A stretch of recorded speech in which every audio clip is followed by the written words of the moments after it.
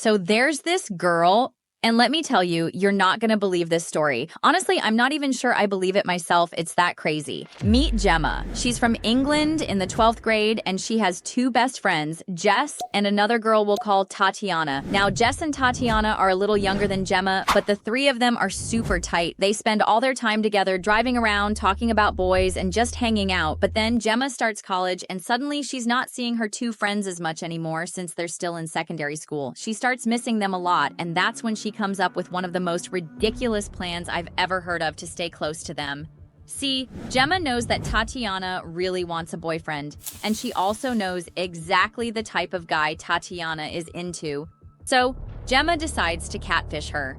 Yep, she puts on a disguise and basically transforms herself into the perfect boy for Tatiana. First, she creates a fake Facebook profile for this imaginary guy, names him Aaron, and uploads a profile picture. She even adds a bunch of friends to make the account look legit. Then, posing as Aaron, she sends Tatiana a friend request and a message. After a while, Tatiana replies like, "Oh hi, who are you?" and they start chatting. Before long, they're talking every day and really hitting it off. But after a couple of months, Tatiana wants to meet Aaron in person. Now, Gemma's in a bit of a bind. She knows that if Tatiana doesn't meet Aaron eventually, she'll figure out he's not real and stop talking to him. So what does Gemma do? She dresses up as a boy. She gets baggy clothes, a beanie, sprays herself with men's cologne, and even changes the way she talks and walks. Once she's fully disguised, she goes to meet Tatiana in person. Somehow, Tatiana doesn't realize that Aaron is actually her old friend Gemma in disguise. They start meeting up more often, and Tatiana really starts to like him. Of course, Tatiana is telling Jess all about this amazing new guy, Aaron. And now Jess wants to meet him too. So Gemma, still dressed as Aaron, agrees to meet Jess.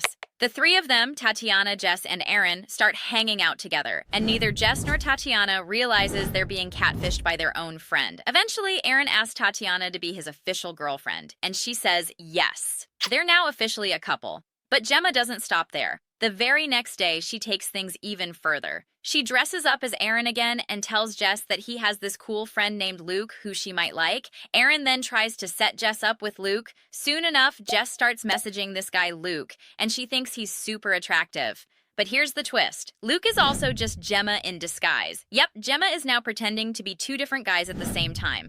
Fake Luke and Jess start chatting, and before long, they agree to meet up. They start hanging out, and Jess has no idea she's being catfished by Gemma too. But things take a darker turn. One day, Jess and fake Luke are hanging out, and they end up making out. But then fake Luke gets pushy and doesn't stop when Jess tells him to. This happens a few times, and eventually, Jess breaks up with him. Good for her. But Gemma isn't done. She creates yet another alter ego to date Jess. This time, she pretends to be a slightly different type of guy and calls herself Connor. She makes a fake Facebook page for Connor and messages Jess saying, "Luke told me what he did, and that's not okay. You didn't deserve that." Jess, thinking Connor is a nice guy, starts chatting with him. Before long, Jess and fake Connor are texting all the time and hanging out in person. And, of course, Jess has no idea that Connor is also Gemma in disguise. She starts falling for him, too. Meanwhile, Tatiana is still dating fake Aaron. One night, they decide to take their relationship to the next level. But when they do, Aaron insists on keeping the lights off and all his clothes on, including his hat. Somehow they go through with it, and I don't even want to know how. But this is where Gemma's insane scheme starts to unravel. One day, fake Connor is at Jess's house, and they're hooking up. Connor tries to take things further, but Jess says no. He gets aggressive and ends up assaulting her. Afterward, he falls asleep in her bed, and while he's sleeping, his hat starts to slip off. That's when Jess sees his face and realizes something's off. But here's the twist.